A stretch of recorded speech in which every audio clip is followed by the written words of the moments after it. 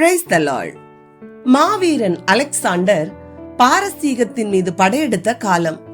அவர் சிட்னஸ் நதிக்கரையில் விசித்திரமான காய்ச்சலால் துவண்டிருந்தார். அவருடன் வந்த கிரேக்க மருத்துவர்களுக்கு அந்த நோயின் தன்மை புரியவில்லை.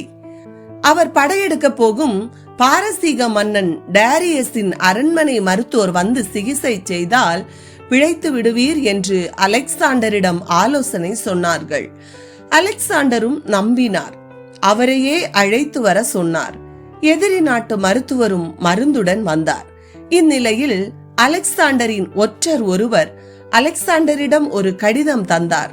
அதை பிரித்து படித்தவர் அதை அந்த எதிரி நாட்டு வைத்தியனிடமே தந்தார். அவரும் படித்தார். அக்கடிதத்தில் எதிரி நாட்டு வைத்தியன் தரும் மருந்தில் விஷம் கலந்திருக்கிறது, அதை குடிக்க வேண்டாம் என்று எழுதியிருந்தது. அலெக்சாண்டரோ அந்த வைத்தியர் கொடுத்த மருந்தை குடித்து முடித்திருந்தார். எதிரி நாட்டு வைத்தியன் அலெக்சாண்டரின் இச்செயலை கண்டு அசந்து விட்டார். என்னிடம் உங்களுக்கு எப்படி இவ்வளவு நம்பிக்கை வந்தது என்று வியப்புடன் கேட்டார். நீ விஷத்தையே எனக்கு கொடுத்திருந்தாலும் ஒன்றும் குடிமுழுகாது. எதிரியை கூட நம்பிய அலெக்சாண்டரை நம்ப வைத்து கெடுத்தான் என்ற ஒரு பெயர் உனக்கு கிடைத்திருக்கும். நம்பியே கெட்டான் என்ற பெயர் அலெக்சாண்டர் ஆகிய எனக்கு கிடைத்திருக்கும் என்றான். அதற்கு இப்பொழுது வாய்ப்பில்லை. நோயாளி அழைத்தவுடன் ஓடி வந்து சிகிச்சை செய்த உன் தொழில் தர்மத்தின் மீது எனக்கு நம்பிக்கை உள்ளது. நாம் இருவருமே இப்போது உலகுக்கு வழிகாட்டி என்றார் அலெக்சாண்டர். அலெக்சாண்டரும் சுகம் பெற்றார். நம்பிக்கை நாசமாகவில்லை. என கருமையானவர்களே, இன்று அநேகருக்கு பல காரியங்களில் சந்தேகம். இது ஒரு கொடிய வியாதி. தன்னை தன் குடும்பத்தை நம்பாதவன் எப்படி பிறரை நம்ப முடியும்? ஊக்கமாய் ஜெபித்த பின்பும் கூட அந்த காரியம் நடக்குமா என்ற பெரிய சந்தேகம்.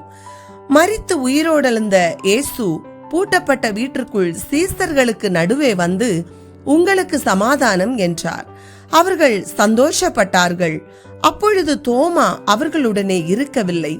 அவன் சீசர்களிடம் அவருடைய காயத்தை கண்டு அந்த காயத்திலே என் விரலை இட்டு என் கையை அவருடைய விலாவிலே போட்டால் ஒழிய விசுவாசிக்க மாட்டேன் என்றான்.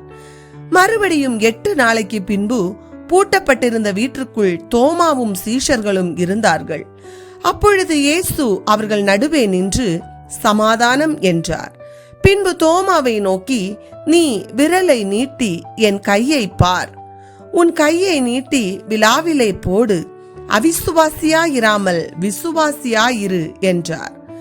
பிரியமானவர்களே, உங்கள் வாழ்க்கையில் கர்த்தர் கொடுத்த வாக்குத்தத்தங்களை குறித்து சந்தேகப்படாமல் விசுவாசியுங்கள்.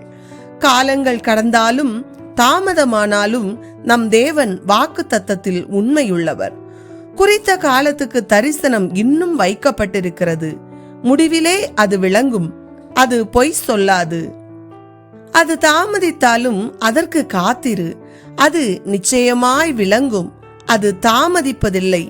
சந்தேகத்தை விட்டொழிந்து சந்தோஷம் பெறுவோம்.